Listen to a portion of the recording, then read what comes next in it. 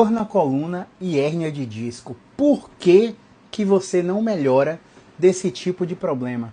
Hoje eu vou te explicar, por A mais B, porque o sistema de saúde ajuda você a permanecer com dor. Porque o sistema de saúde ajuda você a transitar de uma dor aguda para uma dor crônica, aumentando o nível de complexidade do seu problema, fazendo com que você rode em diversos profissionais de saúde, e essa rodagem em vários profissionais confunde cada vez mais você que é paciente e está sofrendo com dor. Mas para você entender como o sistema funciona, primeiro você precisa ser apresentado a alguns conceitos.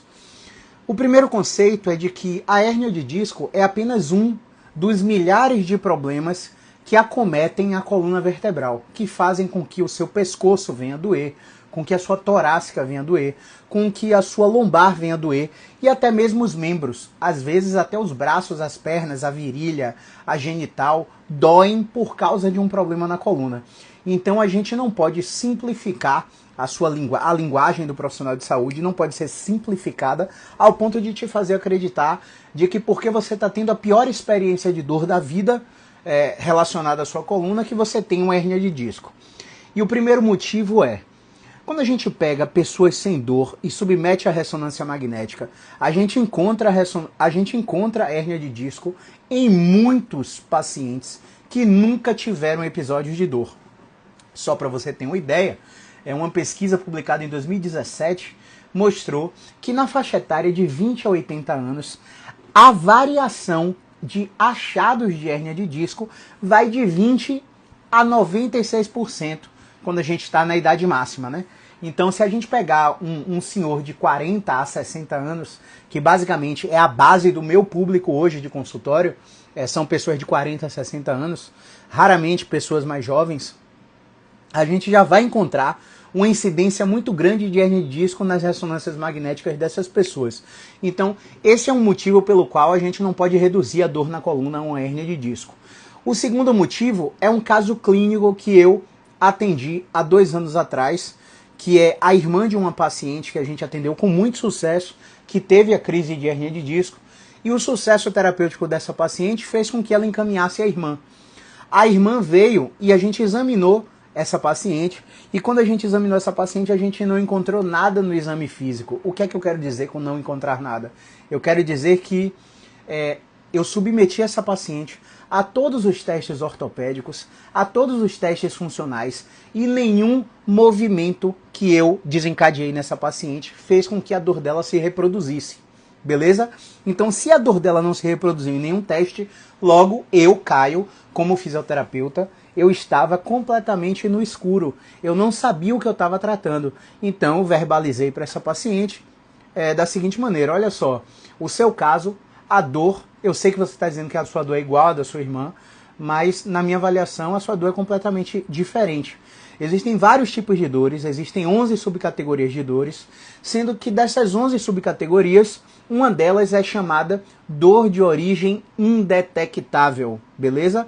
Então, quando a gente encontra um exame físico limpo, uma história, uma anamnese completa limpa que não justifique a dor da paciente, a dor dessa paciente pode ser do tipo nociplástica, aumentada ou verdadeira, ou pode ser do tipo de origem indetectável. Se ela for nociplástica, aumentada ou verdadeira, essa dor vai ser completamente desproporcional ao que a gente encontra no exame de imagem. Então, por exemplo, a ressonância da paciente vem com abaulamento discal, e esse abaulamento discal, ele é muito pequenininho, ele é minúsculo. E esse abaulamento, ele não entra em contato com a raiz nervosa da paciente no exame de imagem. E aí a gente vai confrontar o dado do exame de imagem com o exame físico. A gente pede para a paciente deitar de barriga para cima e levantar a perna sem dobrar o joelho. Quando a gente levanta a perna sem dobrar o joelho, o que é que acontece? A paciente consegue esticar a perna por 90 graus. Ou seja, o teste de compressão do nervo ciático está limpo. Aí a gente vai para um outro teste que a gente chama de PKB.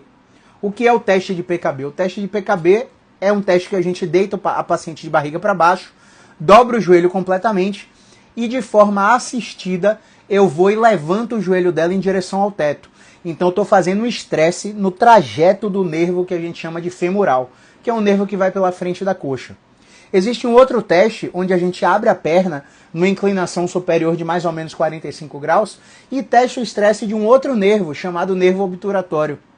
E um outro teste que a gente eleva internamente a perna, também numa angulação de 45 graus, e faz uma inversão do tornozelo. A gente gira o tornozelo para dentro e a gente faz um estresse em um outro nervo, chamado nervo cutâneo lateral femoral. Então, com esses testes provocativos, a gente exemplificou para essa paciente que todos os nervos que descem na perna dela estavam íntegros, porque os testes estavam negativos. Portanto, eu não tinha o que tratar nessa paciente. E eu precisava encaminhar essa paciente para 2 profissionais. O primeiro profissional é o médico intervencionista em dor. O segundo profissional é o psicólogo especialista em terapia cognitiva comportamental. Eu não sei se a minha comunicação foi deficiente. Na real, eu não tinha a habilidade de comunicação que eu tenho hoje com meus pacientes. Isso foi há 2 anos atrás, um pouquinho mais de 2 anos atrás.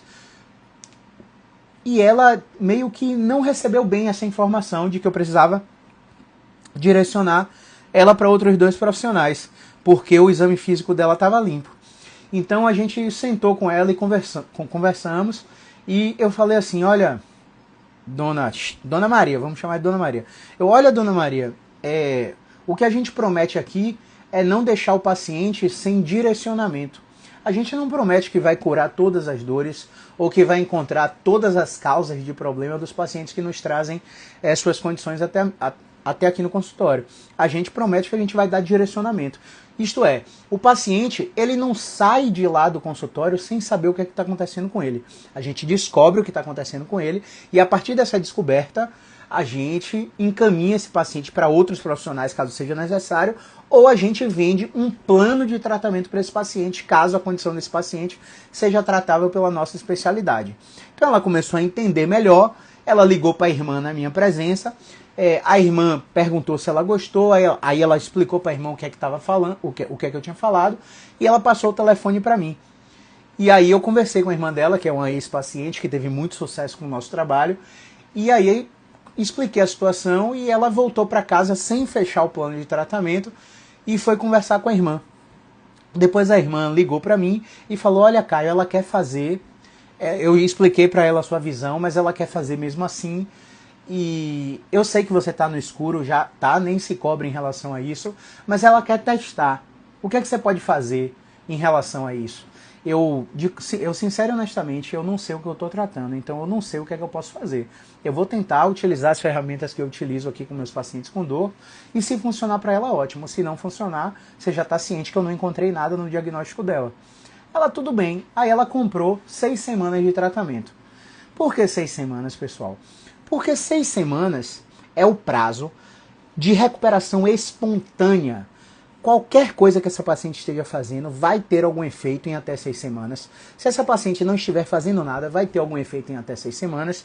E geralmente, quando já passou o prazo dessa história natural, entre a 4ª e a 6ª semana, na minha experiência de 10 anos, mais de 7.700 pessoas sendo atendidas, de 4 a 6 semanas a gente já começa a dar algum resultado para o paciente. Eu não me lembro de um caso que a gente chegou na 4ª, 6ª semana e o paciente já não tenha notado alguma melhora em seu tratamento. Então a gente fez esse tratamento no escuro. Chegou a 1ª sessão, 2ª sessão, 3ª sessão, 4ª sessão, 5ª sessão e nada dessa paciente melhorar. Dor lombar central irradiada para a coxa. E aí quando essa paciente voltou, ela voltou com a filha e a filha foi contando a história que ela começou a sentir essa dor quando ela deu a notícia que ela tinha passado no mestrado em outro país. E aí as coisas começaram a se encaixar na minha cabeça, porque a gente estuda vários conflitos emocionais, né? E dentre esses conflitos emocionais existe uma abordagem que prega que a gente tem conflitos de território. O que são esses conflitos de território? Os conflitos de território são problemas relacionais, problemas interpessoais, onde eu entendo que perdi algo que era de meu domínio, que estava totalmente sob o meu controle. Então, por exemplo, se eu passar por um divórcio hoje, se eu perder um ente querido, tá amarrado, se eu estiver passando por um luto, Ou uma criança, por exemplo, que mudou de escola. Para essa criança que ainda não tem um discernimento, está abaixo de 7 anos mais ou menos, essa criança, ela não acha que ela se mudou de bairro ou se mudou de estado. Ela acredita que os coleguinhas da outra escola morreram. Então ela entra em um processo de luto do ponto de vista emocional, do ponto de vista psicológico. E aí a gente começou a conversar sobre isso. E quando eu comecei a falar sobre essa explicação, a paciente começou a chorar na frente da filha e a gente levantou a hipótese, tá? Vamos supor que ela desista do mestrado no exterior e passe no mestrado aqui na Federal, na UNEB, enfim, e faça o mestrado aqui. Como é que você se sentiria? Ah, eu me sentiria muito feliz, porque desde que que o meu marido morreu, é que nós moramos juntas e a gente faz tudo junto e tal. E aí a gente entra naquela questão de que os filhos, de que os pais, não de todas as gerações, tá? Geralmente a geração de meus avós não tinha muito esse problema. Mas as gerações mais recentes têm um problema com esse conflito de território no sentido de que eles não criam os filhos para o mundo, né? Alguns criam os filhos como investimentos de vida, outros criam os filhos para serem parceiros de vida toda. E quando os filhos fazem movimentos para furar a bolha familiar, por quaisquer razões, tá, pessoal? Eu posso estar dentro de uma família completamente disfuncional e na minha família ter vários conflitos de diversas ordens e eu passar por diversas situações de humilhação e eu desejar romper a bolha da minha família para poder, por exemplo, ter sucesso profissional. Isso acarreta em vários problemas de ordem emocional e psicológico nos membros dessa família que estão dentro dessa bolha, tá? É só para exemplificar para vocês. Fato é o seguinte, trazendo para nossa bolha da fisioterapia estritamente aqui, o fato é o seguinte, essa paciente se emocionou, algumas correntes filosóficas chamam isso de liberação somato-emocional, quando a gente coloca alguma informação diante do paciente que ressoa, esse paciente entra em ressonância com eventos de vida desencadeadores de estresse prévios, e aí o sentimento se aflora, né? E a gente fica com convicção que o conflito emocional que o paciente está passando é daquela ordem. E aí quando a gente conversa a respeito disso, porra, Caio, mas você é psicólogo? Não, estudante. Sou fisioterapeuta, exerço a fisioterapia. Mas o conhecimento que eu tenho da psicologia até esse ponto me faz poder adentrar em várias situações onde fica muito mais fácil conversar com o paciente com dor crônica. E aí essa conversa deixa o paciente muito mais aberto a aceitar a sugestão de terapia cognitivo-comportamental. Então eu tenho grandes taxas de sucesso em encaminhamento de pacientes para psicólogos que trabalham com cognitivo-comportamental, aceitação e compromisso ou terapia dialética comportamental. Por que eu tenho uma grande taxa de sucesso? Porque eu comecei a estudar psicologia, fisioterapia informada psicologicamente, neurociência da dor e por aí vai. E a minha comunicação se aprimorou muito nessa questão de dor crônica, nesse campo em específico. E aí, o que acontecia antes? Antes eu dizia que era um paciente que não melhorava com fisioterapia, que teria que ir para psicólogo e psiquiatra. Como é que os pacientes recebiam isso? Os pacientes recebiam isso de uma maneira extremamente nociva, acreditando que eu estava chamando eles de maluco. E de fato, na minha cabeça não estava claro que saúde mental era uma coisa muito além de um paciente que tem algum transtorno propriamente dito. Até porque se a gente for pegar os manuais de transtornos psiquiátricos, psicológicos, psicopatológicos, esses manuais não conseguem fechar tantos diagnósticos como eram antigamente. Porque às vezes o paciente tem uma característica de ansiedade, outra de depressão, outra de transtorno bipolar, outra de transtorno de espectro narcisista e por aí vai. Então a gente nunca consegue fechar todas as características necessárias para o paciente ser enquadrado em um diagnóstico. E aí, Caio, se eu não enquadrei esse paciente no diagnóstico, eu não vou tratar? Claro que não. A nossa abordagem é além do diagnóstico. Nossa abordagem chamamos de transdiagnóstica. Por ser transdiagnóstica, a gente foca o cuidado centrado no que o paciente se queixa e não no diagnóstico que ele tem. Por isso que a gente brinca. Assim como hernia de disco, fibromialgia, enxaqueca, condromalácia patelar, bursite, tendinite, esporão de calcânio. Não é que essas coisas não existam. É que essas coisas focam o cuidado na estrutura e não na pessoa. E pense que a estrutura, vamos brincar aqui que eu tô com a massa de modelar na mão, que essa massa de modelar é laranja. E eu tô com a outra massa de modelar na outra mão que é preta. Eu tiro um pedacinho da massa preta e jogo na laranja e misturo. No que eu começo a misturar, a coloração laranja começa a escurecer mais, porque eu coloquei uma massa de cor escura ali, né? E aí, se eu focar na estrutura, eu tô focando só na massa de cor escura. Eu não estou focando em aumentar a qualidade de vida do paciente. Quando eu foco em aumentar a qualidade de vida, a massa escura começa a ficar mais clara, porque eu estou adicionando mais massa laranja. Sacou a analogia? Então, basicamente, o segundo conceito que você tem que entender é que a abordagem que melhora dores crônicas, dores que já passaram de 3 meses, com barreiras de recuperação psicológicas ou sem barreiras de recuperação psicológicas, são abordagens transdiagnósticas, centradas na pessoa e no que o paciente se queixa, e não num simples e mero rótulo diagnóstico, como seria a hérnia de disco. Então, essa paciente, ao entrar em liberação somatoemocional, voltou na 6ª semana com 90% de melhora da dor, e quando eu perguntei para ela o que é que tinha acontecido, ela falou simplesmente que a filha tinha desistido do mestrado no exterior. E aí a gente levantou a hipótese, né, como eu falei, acho que eu já falei anteriormente, a gente levantou a hipótese de que vai existir um outro momento desse, de separação abrupta, que provavelmente vai ser o momento que a filha dela se casar. E como é que você vai lidar com isso? Sua dor vai voltar novamente e essa dor vai gerar um benefício para você, que vai ser, talvez, sua filha desistir do casamento? Porque a gente sempre fala para os pacientes o seguinte, olha, essa dor está lhe ensinando o quê? Qual o aprendizado que essa dor está te proporcionando? Por quê? Toda doença tem algum benefício, por pior que ela seja. Existe sempre um benefício do comportamento de doença, do comportamento de dor. Às vezes é uma vovó que está tendo atenção maior do neto ou do filho, que está tendo mais visitas frequentes dos netos ou dos filhos. Então eu quero que vocês analisem sempre essas situações. Caramba, estar com dor, estar sem treinar, estar sem correr, estar tomando esse remédio, está me beneficiando em quê? E gente, pelo amor de Deus, viu? Pelo amor de Deus.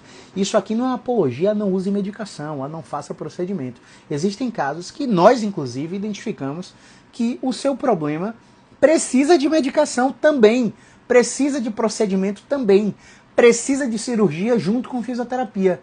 Mas o que a gente está falando aqui são das dores inespecíficas, ou seja, 96, 98% dos casos, dores que não estão relacionadas ao que a ressonância traz para a gente, beleza? Então esse seria o segundo ponto para você entender por que o sistema quer lhe manter doente. Qual que seria o terceiro ponto? Quando você usa a fisioterapia em específico, até outras profissões também, tá? Mas na fisioterapia a gente sabe falar com propriedade de causa, porque eu já fui esse tipo de fisioterapeuta e, por Deus, aqui não era de má fé. Eu simplesmente não tinha acesso ao conhecimento que eu tinha hoje, que eu tenho hoje. Eu já fui um fisioterapeuta que atendia plano de saúde e que precisava que aquele paciente fizesse 10, 20, 30, 40, 50, 60 sessões. Por quê, pessoal? Muito simples. O plano de saúde nos paga por uma tabela. Me corrijam aí quem estiver atualizado, se eu não estiver errado, mas da última vez que eu olhei, a tabela era da AMB 1992. Gente, a gente está em 2025. A tabela que o plano de saúde pagava pra gente era de 1992, ou seja, era muito pouco. Só para você ter uma ideia, eu me lembro claramente que Planserve e Blue Life nos pagavam R$8 por atendimento. Então o que é que acontece? A gente deixa de atender? Não, a gente não pode ficar sem trabalhar. Então para trabalhar, o que é que a gente faz? A gente coloca 10 pessoas por hora, um fisioterapeuta e 2 estagiários. O estagiário, coitado, eu quando era estagiário, eu recebia R$250 por estágio, e os R$250 não dava nem para o transporte para ir e voltar. Entende? Então a gente bota 10 pacientes, um fisioterapeuta e 2 estagiários por hora. E aí aqueles 10 pacientes por hora fazem R$80, que seria um preço justo para quem atende plano de saúde, atender um paciente por vez e dar individualidade para esse paciente. É o que não acontecia. Os tratamentos eram completamente generalistas e tinham um benefício para a gente receber mais. Qual era o benefício? O que chamamos de fee for service. O que é fee for service? O pagamento do plano de saúde ao prestador de serviço que atende o beneficiário dependia da quantidade de procedimentos que o beneficiário que o beneficiário recebia. E o que é que eu estou querendo te dizer com isso? Se eu atendesse você aí, você que está me assistindo, Dr. Bruno Galo, por exemplo. Bruno chegou para mim com dor no joelho. Eu preciso atender Dr. Bruno. Quando eu vou atender Dr. Bruno lá, eu não vou fazer só mobilização patelar, ou seja, procedimento de terapia manual. Eu não vou fazer só cinesioterapia para ele dobrar e esticar o joelho. Eu vou fazer também TENS, que é eletroestimulação transcutânea, estimulação elétrica nervosa transcutânea. Vou botar nele o aparelhinho de choquinho, né, literalmente falando. Vou colocar nele o aparelho de ultrassom. Vou colocar nele o aparelho de infravermelho. Vou colocar nele, sei lá, micro-ondas, ondas curtas. Vou, sei lá, forno de Beer, que é muito antigo, né? Quem é da minha época aí sabe. Por que eu vou fazer tudo isso? Porque quanto mais procedimento eu fizer, mais o plano de saúde me paga e mais eu recebo para atender o Dr. Bruno. Então, isso criava uma corrente onde os fisioterapeutas colocavam o máximo de procedimentos possíveis para os pacientes serem atendidos para poder receber mais. E, gente, qual que é o problema disso? O paciente não precisa de tudo aquilo. Às vezes, quando a gente faz uma intervenção, o paciente já melhora. A gente faz a segunda, o paciente perde aquela melhora. A gente faz a terceira, o paciente piora. A gente faz a quarta, o paciente volta para estaca zero. Aí fala no final, tô igual. E se no final o paciente disser que está melhor, nós não sabemos o que melhorou o paciente. O que, como, com que frequência e nem por que o paciente melhorou. Isso, se a gente não sabe qual foi a intervenção que melhorou o paciente, nós somos incapazes de dar autonomia para ele. Ele não consegue gerenciar o próprio problema. Entende como isso é problemático? Então, o sistema de saúde incentiva os profissionais que, de forma por desconhecimento, ou alguns sim por charlatanismo, continuam vendendo procedimentos, sejam particulares ou por plano de saúde, procedimentos que mantêm o paciente estagnado precisando de mais coisa. Então, vou te dar um exemplo clássico aqui que aconteceu com uma paciente. Uma paciente nos procurou com dor lombar. Essa dor lombar, ela foi para um fisioterapeuta osteopata. O osteopata falou para ela que a dor lombar dela era por causa do estômago e começou a fazer uma técnica chamada mobilização visceral. O que a mobilização visceral faz? A mobilização visceral preconiza que existem micromovimentos nos órgãos que podem sofrer restrições. Essas restrições diminuem o fluxo do nervo que vão para aquele órgão e, por exemplo, um nervo que sai do estômago e vai para a coluna é o esplênico maior. Então, vai lá na região torácica, a região torácica fica fixa, a lombar compensa e está doendo a lombar por causa do estômago. Quando o osteopata explica isso para ela, ela fica fascinada. Meu Deus, como ele é inteligente. Como faz sentido. Aí mostra aquele painel, um quadro bonitão com todos os órgãos e todos os nervos que vão para a coluna. Tudo faz sentido, a paciente acredita naquilo. Qual que é o lance? A paciente sai dali e vai para o médico. O médico recebe essa informação e vê, meu Deus do céu, isso não existe. E aí vamos investigar o seu estômago. Aí ela investiga o estômago, faz uma endoscopia desnecessária, não encontra gastrite, não encontra doença de refluxo gastroesofágico, bactéria, H. pylori, não encontra nada. Beleza? E aí sai dali com um remédio para dor. Só que o remédio para dor, arcóxia, é tão forte que para anular o efeito negativo do arcóxia, ela sai de lá com um inibidor de bomba de prótons também. Um meprazol, um pantoprazol, um Nexus, que relativamente Nexus é um remédio caríssimo. Mas o médico fala, não, só Nexus que presta. Por quê? Porque o representante farmacêutico dá uma comissão bizarra para ele prescrever aquele remédio. Ela vai e compra o Nexus, o comissionamento é pago, ela não melhora da dor, começa a não fazer sentido que é o estômago o problema, afinal ela já fez 10 sessões de osteopatia e não melhorou. Ela está tomando um remédio que está gerando sangramento gastrointestinal, que leva ela para o proctologista. O proctologista faz uma colonoscopia. A colonoscopia descobre um pólipo que não é cancerígeno, um pólipo que sempre esteve ali. E o proctologista faz um procedimento para remover aquele pólipo. O procedimento é ambulatorial, não é internado em hospital. Removeu aquele pólipo, houve um sangramento intestinal, a paciente teve que internar às pressas em um hospital e teve que fazer uma cirurgia de intestino. Por que eu estou contando tudo isso para vocês? Porque a informação que o profissional passa tende a te manter doente e te colocar para precisar de vários outros profissionais que seriam desnecessários se fossem oferecido a esse paciente um tratamento baseado em evidência científica. Quando você entende que o sistema funciona assim, você evita usar o sistema, não que você uma hora não precise, tá? Não sei se você me assiste há muito tempo aí, mas eu contei aqui em uma das nossas lives semanais que assim que eu me mudei para cá, para o bairro que eu moro, eu estava indo para academia e eu fui assaltado. Dois caras numa moto me abordaram, levaram meu celular, levaram meu relógio e o celular estava bloqueado. Quando eu voltei, a gente vai falar dos pontos de hérnia de disco e dor na coluna, tá? Mas você precisa entender tudo isso para fazer sentido lá no final. Quando eu voltei, correndo para o prédio que eu moro, eu percebi que eles estavam voltando na contramão. Eu falei, rapaz, eles perceberam que o celular estava bloqueado. E aí eu comecei a dar um tiro para chegar primeiro que eles no prédio. Não deu tempo. O que é que aconteceu? Eu tive uma ruptura no posterior da minha coxa esquerda. E aí eu comecei a mancar. Eles me alcançaram. E aí eles começaram a me xingar todo, tal, para colocar a senha. Eu errei a senha que eu dei para ele. Mas não errei de maldade não. Errei porque eu estava nervoso pela situação mesmo. E aí, no que eu errei a senha, Deus falou comigo e pediu para eu falar assim, velho, olha só, eu errei a senha porque eu estou nervoso, mas o celular desbloqueia no meu rosto. Aponte para o meu rosto que ele vai desbloquear. E aí ele apontou para o meu rosto, com a arma apontada para mim, apontou para o meu rosto, desbloqueou o celular e saiu. Depois, localizei o celular estava em outro bairro muito distante, enfim. Mas enfim, perdi. O bom é que estamos vivos, né? E por que eu estou contando isso para vocês? Porque muitas vezes, depois desse assalto, o que é que aconteceu comigo?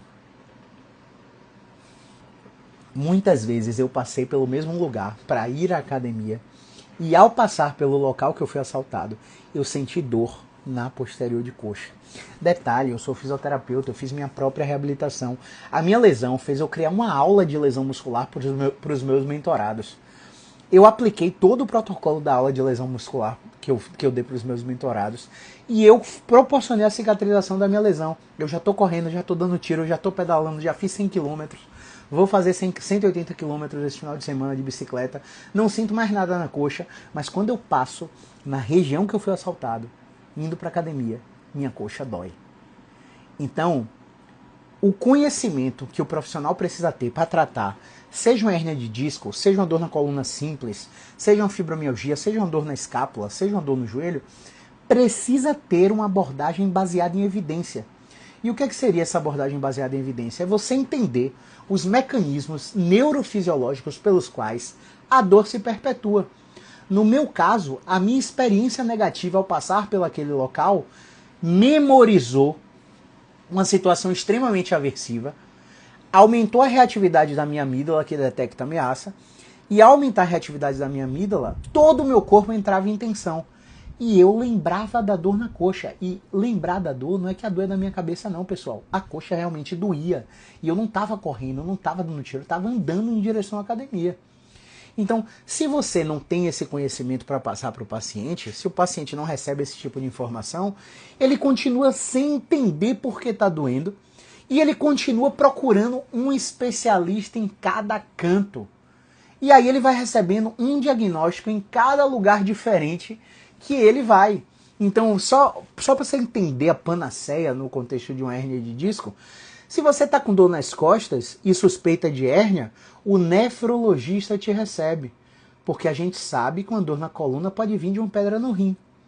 Se você está com dor nas costas e procura um acupunturista, a gente sabe que o acupunturista vai te dizer que você tem uma deficiência de baço que controla músculos e tendões. e você tem uma deficiência energética. Se você vai num RPGista, num fisioterapeuta que é especialista em reeducação postural global, o que é que você recebe de informação? Você recebe a informação que sua postura está ruim. Se você vai num fisioterapeuta convencional, te falta alongamento, você está encurtado. Te falta fortalecimento, você está fraco. Se você vai num instrutor de pilates, num fisioterapeuta especialista em pilates, você recebe a informação que o seu core está fraco. Gente, tem um vídeo aqui, que é um dos vídeos mais visualizados do meu feed, que eu trago uma pesquisa publicada na Gate Impostory, avaliando pacientes com dor na coluna e sem dor na coluna em atividades funcionais básicas, como abaixar, sentar, levantar, andar, pegar um objeto do chão. E é gritante. O paciente que tem dor, a atividade do core está lá no teto. O paciente que não tem dor, a atividade do core está extremamente relaxada. Aí você pega um paciente desse, com hérnia de disco, com dor na coluna, cervical lombar, e ensina o cara a fortalecer o core. O que você está fazendo com ele? Você está aumentando a superatividade do core que os pacientes com dor crônica já têm. Você está atrapalhando a recuperação. Quiçá você está piorando o paciente. Então, outra história. Você vai no médico ortopedista, o cara diz que você está com artrose. O cara diz que você está com uma hérnia que está batendo no seu nervo e que vai inflamar seu ciático e que você vai ficar sem andar. Você vai no neurocirurgião, tem que remover essa hérnia aí para seu nervo não te gerar impotência e você nunca mais poder fazer atividade sexual. Eu tive um paciente que ele foi num grande centro hospitalar aqui no Brasil, extremo poder aquisitivo ele tem, graças a Deus, e o médico olhou para a cara dele e falou: eu não sei nem como é que você está de pé. Se você tropeçasse, você poderia ficar tetraplégico. O que é que vocês acham que uma informação dessa faz com o comportamento de andar do paciente? Comportamento de andar. Você acha que ele anda solto? Você acha que ele anda balançando a cintura, relaxando a perna a cada passada? Não anda. Você acha que ele se abaixa como? Você acha que ele caiu uma caneta, ele virou, abaixou e pegou? Não. O cara vai com toda a cautela do mundo, contraindo o core, se protegendo de qualquer coisa, não faz movimentação brusca, que é natural. E aí gera o comportamento de quê? Hipervigilância. O que a hipervigilância faz no sistema nervoso central? Aumenta a reatividade da amígdala. A amígdala que está ali para detectar ameaça potencial a risco de sua vida ou risco de você cair no chão, por exemplo. A amígdala tá ali para você dar o passo, aí seu tornozelo vira, você vai torcer o tornozelo, para não cair no chão, a amígdala vai lá e destrava seu joelho. O cerebelo tem um ajuste antecipatório e destrava seu joelho. E aí, esse ajuste antecipatório do cerebelo faz com que você não torça o pé e não caia no chão. Olha que louco. Então, a amígdala que está ali para essas coisas, para salvar você de ameaças realmente reais, queda, um acidente, alguma coisa do tipo, começa a detectar ameaça, por exemplo, com ar-condicionado aqui. O ar-condicionado em mim está gerando um friozinho gostoso, eu ficaria aqui por mais 1 hora. Mas num paciente que está com uma hiperatividade, com hipervigilância, o ar-condicionado vai começar a produzir dor. O paciente que está com hipervigilância, ele vai começar a sentir o quê? O tecido da camisa dele, que está tocando no peito, na barriga, no braço, vai ter um ponto que vai começar a incomodar. Não, esse tecido aqui está incomodando o meu pescoço, toda hora está incomodando, parece que eu estou com uma corrente aqui, mas não tem nada aqui, que diacho é? Acho que essa camisa eu vou trocar. O que é isso? Isso aí é um fenômeno neurofisiológico chamado alodinia. O que é alodinia? Alodinia é uma manifestação dolorosa diante de estímulos inofensivos. Estímulos que chamamos inócuos. Esses estímulos não teriam que causar dor, mas eles causam dor, porque o seu sistema nervoso central está com processamento disfuncional. Então, o paciente que não entende isso começa a acreditar que realmente, aquele abalamento ali está batendo no nervo, está comprimindo meu nervo ciático, minha dor está descendo na perna, não, meu ciático está inflamado.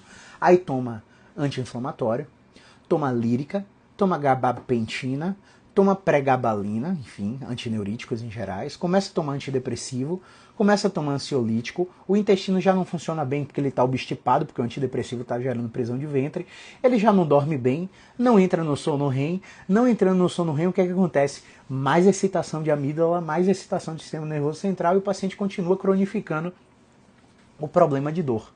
Você entende como o buraco é mais embaixo? Nessas questões relacionadas à dor crônica, relacionadas à hérnia de disco e por aí vai? Então vamos desmistificar algumas coisas aqui relacionadas propriamente à crise de hérnia de disco, seja cervical ou seja lombar, beleza? Sendo lombar, 2% dos casos, lombar ou cervical, 2% dos casos são doenças graves que estão acontecendo ali. Beleza? 2% dos casos. Cerca de 5 a 8% dos casos são condições específicas, onde a estrutura realmente está causando dor. Por exemplo, é um paciente que tem uma estenose de canal central, uma estenose de canal lateral, uma espondilolistese sintomática, uma hérnia de disco verdadeira, produzindo uma radiculopatia com dor irradiada na perna e com teste neurológico positivo, que não responde a movimento, né? Isso aí acontece de 5 a 8% dos casos. E de 95 a 90% dos casos são dores completamente inespecíficas, que não são justificadas pelo que a gente encontra numa ressonância magnética, numa eletroneuromiografia, numa ultrassonografia, né? Aquele exame não serve para explicar por que o paciente está sentindo aquela dor, beleza? Uma vez que você entende isso, você começa a ver que nem toda dor na perna é de origem ciática. Eu posso ter uma dor na perna relacionada à coluna, que é uma dor completamente nociceptiva. O paciente estava tendo uma corrida e aí ele teve um estresse mecânico e ficou uma manutenção no tecido tensional ali na posterior de coxa. E essa dor teve ampliação de campo receptivo e espalhou para a coxa. E aí ela começou na lombar, mas na verdade a dor da lombar é um outro problema e o cara também tem dor na perna. Então vou te dar um exemplo aqui de uma paciente que tem uma hérnia de disco com radiculopatia, que a dor desce na perna, o teste neurológico é positivo e ela não respondeu a nenhuma estratégia de movimento, mas no quadril dela, ela também tem artrose avançada, com indicação de prótese, sem teto cirúrgico e tem um diagnóstico de articulação estruturalmente comprometida. Paralelo a isso, a gente tratando essa paciente por 6 meses, quando chegou lá no 3º e no 4º mês, a radiculopatia evoluiu absurdamente, mas ela também ficou com a dor na perna bizarra. E essa dor na perna já não respondia mais ao exame neurológico. Não era uma dor na perna relacionada à radiculopatia, era uma dor na perna relacionada a um aprisionamento de nervo periférico. Ou seja, uma paciente que tem indicação de cirurgia para o quadril, mas que tem 3 queixas. Uma queixa lombar que irradia para a perna, outra queixa no quadril e outra queixa propriamente dita na perna oposta. Desculpe, entende? Estou com dificuldades na conexão. Perdão. Tente outra vez em alguns instantes. Isso aí é a Siri se metendo, mas vamos ignorar aqui, tá? Então, 3 problemas ao mesmo tempo, um caso extremamente complexo, que precisava de um gerenciamento absurdo, tanto meu, quanto do médico, quanto do psicólogo. Graças a Deus, essa paciente fez o tratamento até o final, melhorou cerca de 70%, recuperou a função em todas as atividades que ela marcou na avaliação e teve sucesso terapêutico. Mas não é o que acontece com a maioria dos pacientes. Os pacientes que têm crise de dor, que é a hérnia de disco atacando, os pacientes querem uma solução imediata. E eles até acreditam que existe essa solução imediata. Através de quê? Eles vão para a emergência, tomam diprospan, tomam dexametasona, tomam um tramadol, tomam uma porrada de droga e realmente mascaram o problema por um certo período. Quanto tempo, Caio? Geralmente, na minha experiência, esse tempo varia de 72 horas a 7 dias. Rapidamente o sintoma do paciente volta assim que o efeito do remédio cessa. E aí esse paciente escuta do médico assim, não, o corticoide ele tem uma ação rápida e uma ação lenta, vai durar 3 semanas em você. O que é que o paciente entende? O paciente entende que ele vai ficar sem dor por 3 semanas. Só que não é isso que acontece. O efeito da droga está agindo em todos os seus sistemas orgânicos por 3 semanas. Não necessariamente no sistema neurológico que está produzindo aquela manutenção tecidual, aquela radiculopatia, aquela dor neuropática, que está gerando a dor na perna. Ou seja, usar o corticoide não é garantia nenhuma de que você está tratando o problema. O corticoide serve para quê? O corticoide serve para aquele paciente que ele está em crise e ele tem uma prova do TAF na polícia amanhã. E ele precisa chegar com o mínimo de dor possível para poder executar a prova e passar no teste. Ou ele está numa crise absurda e ele tem que viajar ao exterior amanhã, ou daqui a 2, 3 dias, para poder fechar o negócio da vida empresarial dele. Uma coisa assim, inadiável. Uma coisa que não dá para esperar. O corticoide, os opioides, os analgésicos potentes, os anti-inflamatórios não esteroidais, que são inibidores seletivos das ciclooxigenases, essas drogas, os antidepressivos de ação dual, tricíclica, essas drogas aí são muito bem úteis para essas situações emergenciais, mas elas não estão tratando a causa do problema. Elas não estão tratando a deficiência do sistema nervoso que gerou uma alteração somatosensorial que está provocando uma dor neuropática, que está provocando uma dor nociceptiva, que está fazendo a transição de uma dor aguda para uma dor crônica. Então todas essas drogas não vão ter efeito, não vão ter efetividade. Elas vão enganar você. E o fato delas enganarem você vai fazer com que você entenda o quê? Vai fazer com que você entenda, poxa, melhorei bastante, vou voltar a fazer minhas coisas. Aí o paciente volta a fazer as coisas, começa a agravar o problema sem sentir porque está mascarado pela droga e daqui a pouco o problema está maior. O problema vai passando de tempo. A dor que era aguda passou de 3 meses já virou crônica. Essa dor crônica já gerou uma alteração no processamento do sistema nervoso. Aquelas informações que vão para o primeiro neurônio, para o segundo neurônio e para o terceiro neurônio já estão extremamente exageradas, fazendo com que agora aquela dor do paciente seja desproporcional. Como assim, Caio? Aquela dor do paciente agora começa a ter o que eu chamei anteriormente de ampliação de campo receptivo. Aquela dor, ela começa a espalhar. A dor era na lombar irradiada para a coxa. Agora ele já tem uma dor na escápula oposta. Agora a paciente já está com dor de cabeça também. Agora a paciente está com a cólica que ela só sente no período menstrual, sentindo todos os dias do mês. Essa cólica leva ela para um ginecologista.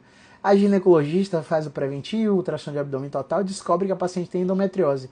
Na real, a paciente já tinha endometriose a vida toda, nunca foi sintomática.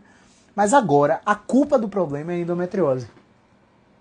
Aí essa paciente, já aconteceu comigo também, a paciente foi lá, fez a esterectomia total, acabou com a endometriose e continuou com a cólica. Entende? Claro que tem caso que faz a cirurgia, tira a endometriose, tira o mioma e o paciente reduz muito a cólica. Mas nesse caso não melhorou, porque a dor era proveniente do sistema músculo-esquelético e neurológico, não do sistema visceral.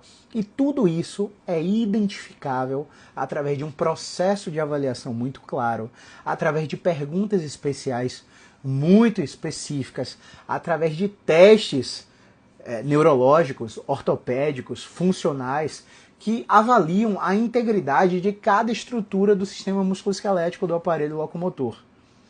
Então, não é simples assim manejar um paciente que está em crise de coluna. Esse paciente, por mais que ele queira melhorar o mais rápido possível, ele precisa ter o alinhamento de expectativa claro. Você não pode omitir essa informação para ele.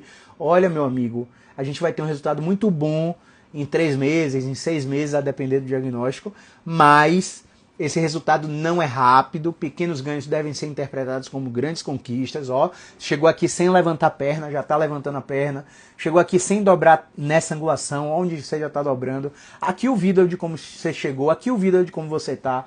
Olha, eu sei que a dor está aí, eu sei que é chato, mas só use remédio se não tiver jeito, porque o remédio vai mascarar o sintoma e vai deixar a gente no escuro sem poder evoluir com você. Você precisa definir qual é o tratamento que você vai seguir. Não adianta você ficar vindo em mim, indo no osteopata, indo no pilates, indo no médico tal, fazendo infiltração tal. Porque quando você melhorar, ninguém sabe o que te melhorou, porque você está fazendo várias coisas ao mesmo tempo. E qual que é o problema disso? Eu vou repetir o que eu falei lá no início. O problema disso é que sua dor vai voltar, porque essa dor é episódica e recorrente. E quando ela voltar, você precisa saber o que te melhorou, para que você consiga fazer sozinho, sem precisar, pessoal, sem precisar do auxílio do terapeuta. Então, essa autonomia vai fazer com que esse paciente tenha sucesso no tratamento e sucesso na vida. Eu não sei se você viu aí, mas há 3 dias atrás, vou até botar aqui para me lembrar, eu postei aqui no Instagram um feedback de um grande paciente que foi atendido em 2019, velho. 2019. Tinha crise na coluna lombar que me incapacitava para atividades mais simples no dia a dia. Minha vida mudou de 2019 para cá, com o tratamento do Dr. Caio. Meu muito obrigado. São 6 anos atrás. 6 anos e o paciente continua com autonomia no controle da dor. Por quê? Eu não deitei ele na maca e fiquei fazendo osteopatia. Eu não deitei ele na maca e fiquei fazendo liberação miofascial, fiquei fazendo ventosa, fiquei fazendo massagem. Eu não deitei ele na maca e fiquei fazendo acupuntura. Eu não fiquei fazendo quiropraxia nele.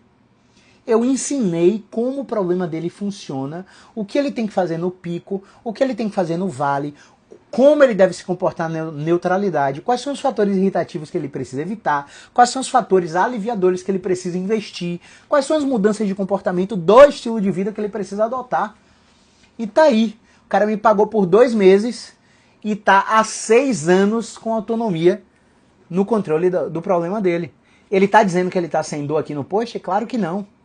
Claro que não, porque eu não prometo isso para ninguém. Porque dor não tem cura, dor tem controle. Enquanto você estiver seguindo a cartilha à risca, você vai estar muito bem. Agora, quando a vida te der uma rasteira, que você achar que alguma outra coisa é mais prioridade do que a sua saúde, a sua dor vai gritar outra vez. E cada vez que ela grita, a chance de você ter incapacidade e sofrimento psicológico associado à dor é muito maior. Então você precisa ter tudo isso muito claro, desde os primeiros contatos com os profissionais da saúde. Você não pode chegar num consultório extremamente sofisticado, num grande centro do Brasil, num prédio muito lindo, elegante, chique, receber um cafezinho numa xícara dourada, ser muito bem tratado e ouvir do profissional, ó, tá inflamado, vamos desinflamar, vamos fazer esse bloqueio aqui, vamos fazer essa técnica aqui, porque essa técnica é inovadora, vamos entrar nessa bota de compressão pneumática, vamos entrar nessa nave de oxigenoterapia hiperbárica, que ela vai usar vácuo em você e sua dor vai melhorar, vamos entrar nessa maca boladona, a maca custa R$38.000, uma maca de flexo de extração que ela vai trabalhar sozinha, vai descomprimir sua coluna. Meu amigo, se você tivesse a ideia de quanto torque é necessário para ter um afastamento mínimo de uma vértebra da outra, você não acreditava nessas palhaçadas que falam por aí. Ó, eu tenho um professor da Polônia que eu fiz uma formação internacional com ele, Alexander Lizak. E ele estava falando que quando ele começou as correntes filosóficas de terapias mecânicas, ele acreditava que os movimentos que a gente fazia, que as técnicas que a gente usava, colocavam a coluna no lugar. Empurravam o disco para o centro da coluna. O disco que estava herniado, abaulado, o disco voltava para o centro da coluna. O núcleo voltava para o centro e o paciente melhorava por isso. Até que ele foi acompanhar uma neurocirurgia, uma cirurgia ortopédica de coluna. E ele percebeu que o cirurgião pediu para ele testar, para ele puxar ali, que é uma força assim descomunal. Só para você ter uma ideia.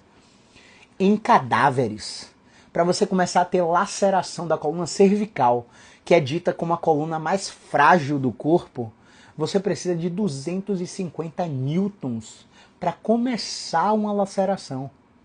E aí é engraçado que a gente prega que a sua coluna é forte e você não tem que ter medo de se mexer porque você está com dor. Pelo contrário, porque você está com dor que você precisa se mexer. A gente bota um vídeo que saiu no YouTube, que é um cara lá na África, né, um cara com um saco na cabeça, em cima do saco uma moto, na frente de um ônibus com a escada. Ele sobe a escada com a moto na cabeça, em cima do saco aqui, ó. Coloca a moto lá em cima do ônibus e entra para viajar.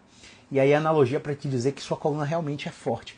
Então, se um cadáver, 250 newtons são necessários para começar algum grau de laceração, você acredita que a lombar precisa de quanto? Em um indivíduo vivo, que tem toda a musculatura ao redor, que tem todos os ligamentos ao redor. Pelo amor de Deus, isso é a história para boi dormir, para te vender procedimento. E o que é que isso mexe tanto com a gente que trabalha com prática baseada em evidência? É porque a gente estuda tanto comunicação, estuda tanto neurociência, para que a informação chegue cada vez mais limpa nos seus ouvidos, para que o seu comportamento de medo, de evitação, suas preocupações, suas ansiedades sejam reduzidas, que quando você vem de um tratamento fajuto desse, por exemplo, ozonioterapia, o paciente faz ozonioterapia pelo reto, ozonioterapia pelo ouvido, e todas essas outras técnicas que eu falei, que não funcionam para tratamento de dores crônicas, né? Não são efetivas. Se te melhoram por 72 horas a 7 dias, mas não mantém a sua melhora e não te mantém e não te dão a autonomia que você precisa. Você sempre vai precisar voltar no profissional. Isso mexe com a gente porque dá muito mais trabalho para a gente educar vocês sobre o que funciona e o que não funciona quando vocês vêm de um tratamento desses. Então, às vezes, a gente sua por 4, 5, 6 semanas explicando, fazendo analogia, fazendo exposição para que você volte a fazer o movimento que você perdeu, para você que encare a dor de outra maneira, para que você veja que aquela dor não significa que você está machucando a região que dói, lesionando mais. E aí você escuta de um paciente que, pô, vou parar a fisioterapia, vou parar porque eu fui no médico, e o médico me falou que o ciático estava inflamado, depois de você explicar tudo, por 6 semanas pro cara. Você está lá trabalhando incansavelmente, explicando todas as informações de forma adequada, com traquejo, e o médico falou que está inflamado e que eu tenho que fazer repouso absoluto por 30 dias. E aí o paciente abandona a fisioterapia porque um médico falou isso. E aí você vê como é tão grave, como é grave o problema. Porque, ó, quando o médico fala isso e a gente reconhece que a autoridade perante a sociedade do médico é muito mais valorizada do que fisioterapeuta, psicólogo, enfermeiro, farmacêutico, educador físico, por aí vai, é tão grave que a tomada de decisão clínica do paciente em parar a fisioterapia aumenta a rigidez, aumenta o descondicionamento, o repouso não trata nada, o repouso não desinflama nada, a hérnia continua ali, a dor continua lacerando a perna, só que ele toma um remédio e passa. Acaba o remédio, eu dou volta. Toma um remédio e passa, acaba o remédio, eu dou volta. E esse repouso aí de 30 dias, de 60 dias, enfim, por aí vai, tá cronificando o problema. E quando ele volta no médico, pô, doutor, tô igual, você sabe qual é a explicação? A explicação é que o remédio não foi forte o suficiente, troca por um mais forte, ou que, pronto, você não respondeu ao tratamento conservador. Uma vez que você não respondeu ao tratamento conservador, precisamos ir para a cirurgia. Podemos fazer quinta, podemos fazer amanhã de manhã. E aí, o que é que o senhor acha? Cirurgia rápida. Vai fazer uma cirurgia endoscópica minimamente invasiva, vai sair do centro cirúrgico no mesmo dia, vai para o quarto, vai ficar uma observação 2 dias. Daqui a 3 dias você está trabalhando. Tem alguns cirurgiões que falam no dia seguinte você sai andando. E realmente existem casos que isso acontece. Não estou dizendo que é mentira, não. Só que essa falácia fez o paciente acreditar que ele já tentou tudo que ele deveria ter tentado para melhorar. Quando o que realmente ia melhorar ele era a fisioterapia baseada em evidência, que ele decidiu abortar pela informação do médico. Então, nós, fisioterapeutas, precisamos lavar as mãos com nossa consciência de mostrar por A mais B os caminhos de tratamento que o paciente tem, para que o paciente decida o que ele vai fazer. E quando o paciente não decide pelo tratamento mais científico possível, que é com a gente precisa lavar as mãos, a gente precisa deixar o paciente ter a própria experiência dele. Porque, pessoal, na prática, se a gente fosse colocar em porcentagem, os pacientes que têm adesão total ao nosso tratamento são pacientes que já tiveram experiências extremamente negativas com médicos. Porque se esse paciente ainda não teve uma experiência negativa com o médico, você vai ficar 2 anos com o paciente. O paciente vai em um médico que vai falar o contrário do que você e o paciente vai acreditar no médico. Porque existe essa hierarquia falsa na sociedade, onde o médico sabe mais do que todos os outros profissionais. Então, por isso, a gente precisa sempre filtrar aqui nas redes sociais quem é que nos assiste. A gente precisa produzir conteúdo para quem já teve esse tipo de experiência ruim. Porque quando o paciente já tem uma experiência ruim, ele tem a chance muito grande de seguir seu tratamento até o final. Quando você... E aí nesse ano, eu acho que 3 pacientes me procuraram como primeiro contato. Todos os outros vieram de outros profissionais, com insucesso em outros profissionais. E desses 3 pacientes, fatalmente, 2 não seguiram o tratamento. Porque queriam que o resultado acontecesse muito rápido, e na 2ª semana um desistiu, e o outro na 3ª semana desistiu. Mas o que é que eu fiz? Tudo bem. Desistiu. O que é que eu fiz? Eu expliquei para eles desde o início que a melhora não acontece rápido. A melhora começa a acontecer da 4ª para a 6ª semana. E essa evolução, no caso deles, era de no mínimo 3 meses. O paciente que teve resultado está fazendo o 4º mês comigo. Então, 4º mês, isso, fim de abril, janeiro, fevereiro, março, abril. E tem mais 2 meses de tratamento.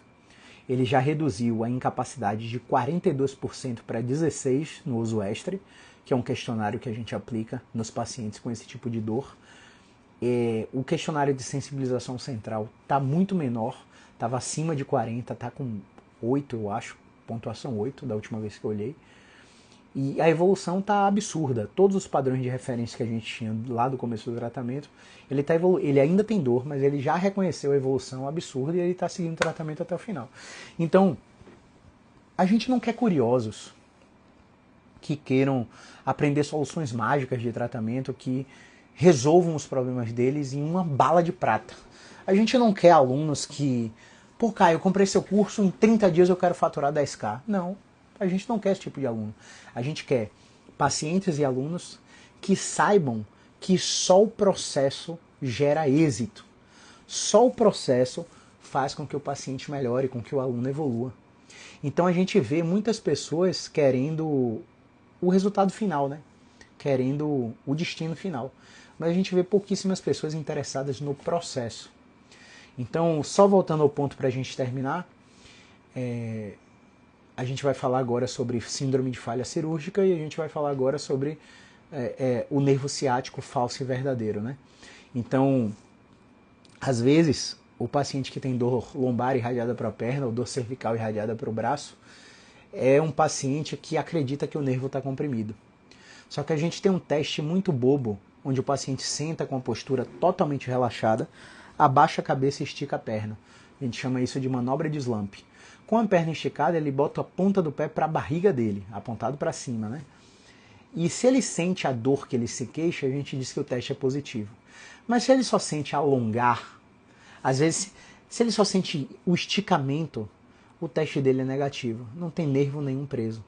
Então, por mais que sua dor desça na perna ou desça no braço, pode ser que não haja envolvimento de nervo. E se houver envolvimento de nervo, esse envolvimento neural pode modificar com técnicas de destravamento articular e técnicas de excursão do nervo. Tudo isso quem faz é o fisioterapeuta músculo-esquelético. Tá? Em relação à síndrome de falha cirúrgica, às vezes o paciente não sabe, mas ele precisa entender que o paciente que tem dor há mais de 3 meses e que se enquadra num perfil de dor crônica é um paciente que ele está muito mais suscetível a ser refratário a um procedimento cirúrgico. Por quê? Porque além da ampliação do campo receptivo que eu expliquei, o espalhamento da dor, a cirurgia é um trauma no tecido. Esse trauma do tecido vai fazer com que o cérebro entenda que a pele, que é o maior órgão do corpo, os músculos, que também são órgãos do corpo, foram agredidos. E eles geram uma resposta imunológica, neurológica, metabólica e endócrina a esse estímulo cirúrgico. E pode ser que esse paciente continue com dor, mesmo tendo corrigido o defeito em que o cirurgião justificou que estava causando a dor dele.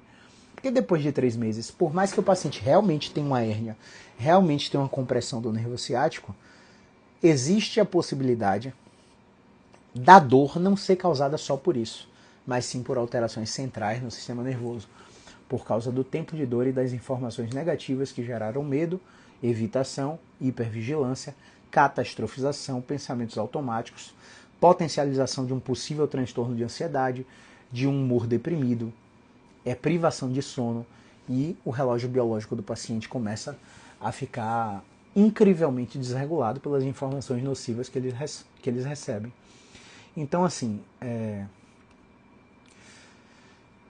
qual que é a experiência do paciente que tem sucesso nesse tipo de tratamento? Primeiro, a experiência é muito ruim. Ruim por quê?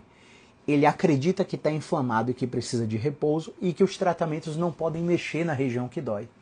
Então ele aceita deitar numa maca e receber uma série de procedimentos que vão fazer a tal desinflamação proposta pelos profissionais e vão cicatrizar o tecido lesionado que o paciente tem. Tá? Só que aí eles percebem que eles estão tratando, o tempo está passando, eles melhoram durante o tratamento, mas quando o tratamento diminui de frequência, eles pioram. A medicação melhora e depois eles voltam. Já falei isso aqui. E depois a dor volta. E aí ele entra em dissonância cognitiva. O que é isso? Caramba, tá inflamado, eu tô tomando anti-inflamatório, a dor passa e volta. Que inflamação é essa? Será que é inflamatório mesmo? Aí ele te dá o benefício da dúvida. Caramba, tá lesionado, eu preciso de repouso para o corpo cicatrizar. Tô fazendo osteopatia, tô fazendo quiropraxia, tô fazendo acupuntura, liberação miofascial. Melhoro durante a técnica, 72 horas depois eu tô igual. Caramba, não tá funcionando. E aí é a hora que o fisioterapeuta baseado em evidência, o fisioterapeuta musculoesquelético, o fisio especialista em dor, entram através do benefício da dúvida. Então o paciente ele aceita os tratamentos passivos, que ele deita e recebe técnicas, até entrar em dissonância cognitiva. Quando o paciente entra em dissonância cognitiva, ele começa a aceitar gradualmente os tratamentos ativos, que são os tratamentos que realmente mexem no lugar que dói. E expõem o paciente aos movimentos que ele quer recuperar, para que a dor comece a diminuir. Então, a gente precisa entender que, além da dor, existem vários outros fatores. Quais são esses vários outros fatores? Um dos fatores é a rigidez, o que na literatura você vai encontrar como stiffness nos artigos científicos. Então, a rigidez basicamente é caracterizada por um arco de movimento em qualquer região que seja doloroso, que não esteja livre e, quiçá, que também reproduza a dor do paciente. Além da rigidez, existe o descondicionamento físico. Esse descondicionamento físico vai ser proporcionado justamente pelas informações retrospectivas que falamos. Aquele incentivo a ficar de repouso, aquele incentivo a parar a fisioterapia dita por um médico, por exemplo, que não é fisioterapeuta, que não entende nada, portanto não tem habilitação nenhuma para dizer pare ou não pare. O cara está na fisioterapia, a fisioterapia está sendo adaptada para a fase de reabilitação que ele está. Não existe para a fisioterapia dita por um profissional que não é fisioterapeuta. É o mesmo que o fisioterapeuta chegar e dizer, pare o remédio tal porque é ruim para você. Caramba, a gente estudou farmacologia, mas eu lembro que eu estudei analgésico, sedativo e corticoide e o contexto ainda era de UTI. Só pra gente ver quem a gente abordar em terapias ventilatórias e por aí vai. Não me lembro de ter estudado farmacologia aplicada à reabilitação musculoesquelética. Então, portanto, não acho que eu, como fisioterapeuta, tenha autonomia para mexer no remédio. Então, esse é um problema corriqueiro que a gente tem. Perdi o fio da meada, vocês estavam aí, eu estava falando de quê mesmo? Pra gente terminar. Me ajudem aí. Antes de falar do remédio, eu estava falando de quê? Vamos ver se o pessoal me ajuda aí nos comentários. Ou se eu lembro aqui.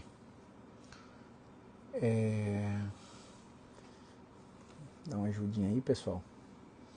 Antes de falar do remédio, do que eu estava falando? Me perdi. Tem um certo delay aí para chegar em vocês o áudio. Vamos ver se alguém me lembra aí. Tava em considerações finais. Mas o que eu tava falando, meu Deus? Do médico mandar parar a fisioterapia e antes. Lembra aí, galera? Comentários. Sempre dá um branquinho assim no meio das lives. E olha que eu tô com um roteiro aqui, viu? Alguém ajuda?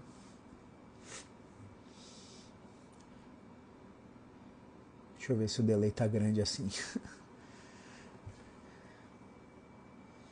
Claudinha, grande Claudinha, você lembra o que eu tava falando, Claudinha? Bruno Galo. Joga aí nos comentários pra ver se vocês me lembram.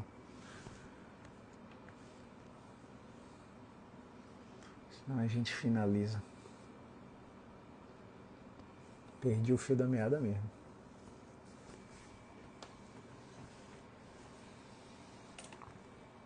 Operei e continuou com dor, já falei. Compressão de nervo falsa e verdadeira, já falei.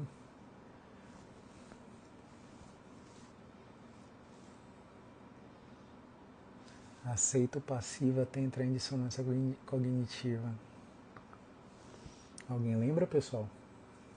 Joga aí nos comentários quem lembra de onde eu estava. Do que eu estava falando.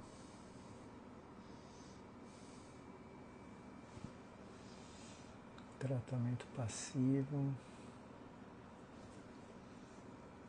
Kaique. Me perdi completamente. Então vamos voltar desse ponto aqui, tá? Já que ninguém lembrou aí. Então, bom, a gente estava falando que nas considerações finais, né? Sobre o médico impedir o paciente de fazer atividade, né? Lembrei, os fatores que eram descondicionamento. Eu estava em descondicionamento. Então, além desses fatores que prejudicam o paciente, que fazem o paciente cronificar o problema, está o descondicionamento, né? Esse descondicionamento é incentivado pelo médico, voltando ao ponto, né? Incentivado pelo fisioterapeuta que pensa sempre em inflamação, que pensa sempre em alguma lesão em curso, que não pode mexer a região que dói, pelo contrário, né? Isso só vai incentivar ainda o paciente a ficar mais desadaptado às atividades que ele precisa fazer. Além do descondicionamento, a gente vai ter aí o comportamento de medo e evitação, né? Onde o paciente vai ficar com medo de executar as atividades por medo de agravar a lesão.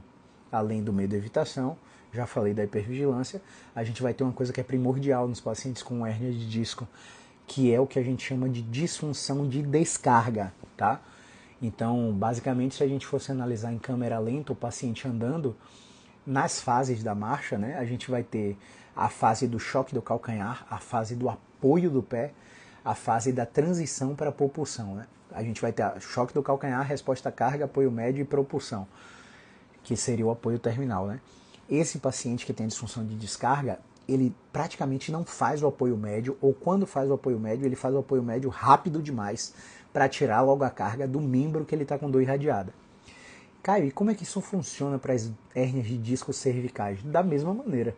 O paciente não usa o braço no nível que ele precisava usar por causa da dor irradiada. Então a gente também trata a disfunção de descarga no membro superior, apoiando o peso corporal com bastante intensidade em movimentos simples, como flexão de braços e por aí vai. Tem até alguns exemplos aqui nos meus destaques de movimentos que a gente faz com os pacientes que têm esse problema, tá? Então, basicamente é isso, pessoal. Medo, evitação, hipervigilância, catastrofização, potencialização da ansiedade, privação de sono e insônia são coisas diferentes, tá? Humor deprimido, descondicionamento físico, que vai atrapalhar demais a reabilitação do paciente, e a disfunção de descarga. Ainda no ponto de descondicionamento físico, é importante entender que quando a gente fala de reabilitação ortopédica, paciente que faz atividade física, ou paciente que é atleta e faz fratura transtibial, que tem que usar aquele fixador externo, você acha que esse cara tem que ficar de repouso? Não. A gente precisa trabalhar absurdamente as outras partes do corpo. Porque, querendo ou não, existe uma transferência neurodinâmica. Às vezes o paciente está com um problema neurodinâmico em um braço e a gente começa com a neurodinâmica no braço oposto. Porque a gente sabe que existem essas interconexões de um lado para o outro do corpo.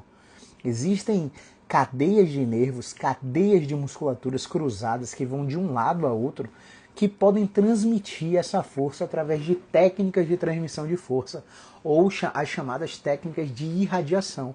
Então a gente pode mexer em regiões distantes do corpo do paciente para transmitir o que a gente quer para a área afetada, ainda assim mesclando a terapêutica com duplas tarefas, para tirar a atenção do paciente da área que dói. Então, por exemplo, tem muito paciente com dor cervical que responde em um princípio de movimento específico, que é a extensão, que começa com esse movimento esquisito aqui, ó, que a gente chama de retração. Beleza? E aí esses pacientes, eles não aceitam mexer na região, nem com terapia manual, nem com aparelho, nem com movimento. E a gente começa a usar ponte. Por que a gente começa a usar ponte, pessoal? Porque quando o paciente faz ponte, a gente transfere o peso todo para o pescoço. Só que o foco está em dupla tarefa. O foco do paciente está na tarefa levanta o bumbum da maca com o joelho dobrado. Então, como a atenção está em subir o bumbum, ele não foca tanto na região do pescoço. E a gente começa a reabilitar o pescoço lá. Ou, por exemplo, você pode mexer ainda mais perto. Você pode fazer técnicas oculomotoras. Fazer desvios oculares para a esquerda, para a direita, fazer rotações oculares para trabalhar a musculatura de reto orbicular do olho, musculatura intraorbital, que fazem associações diretas com a cervical. Então, ao mexer no olho do paciente, você às vezes consegue melhorar quadros de dores de cabeça, melhorar quadros de dores cervicais. Então, existem muitas possibilidades. O que a gente sabe que não pode acontecer é o que a gente falou no início da live, né, que é um movimento extremamente orquestrado de emergências médicas, hospitais, e clínicas de exame de imagem, clínicas de exames de eletroneuromiografia, que fazem colaborações com laboratórios, que fazem comissionamentos dos profissionais prescritores para que o paciente rode em todos os serviços. Tá, tudo bem, eu sei que você não está pagando, mas seu plano de saúde está pagando e você que paga seu plano. Quando seu plano de saúde sobe exorbitantemente, você não sabe por que foi, porque está havendo uso desnecessário. E se você estiver pagando, pior ainda, você está pagando por vários procedimentos que na maioria das vezes são desnecessários. O que não pode acontecer é isso, porque quando isso acontece, o paciente cronifica e dá muito mais trabalho para reabilitar depois, tá? Eu vou deixar a live salva, né? Muito obrigado quem assistiu até aqui. E quem não assistiu vai poder ver na reprise. E se você conhece alguém que sofre com dor na coluna, que tem hernia de disco, que não sabe se tem dor ciática, não tem dor ciática, enfim, você pode clicar nesse aviãozinho aqui e encaminhar essa live, que também será postada no YouTube e também será postada no Spotify, beleza? Quem sabe assim a gente ajuda mais pessoas a não fazerem procedimentos desnecessários, cirurgias e por aí vai. Tá bom? Um grande abraço, pessoal. Movimento é vida e até a próxima live.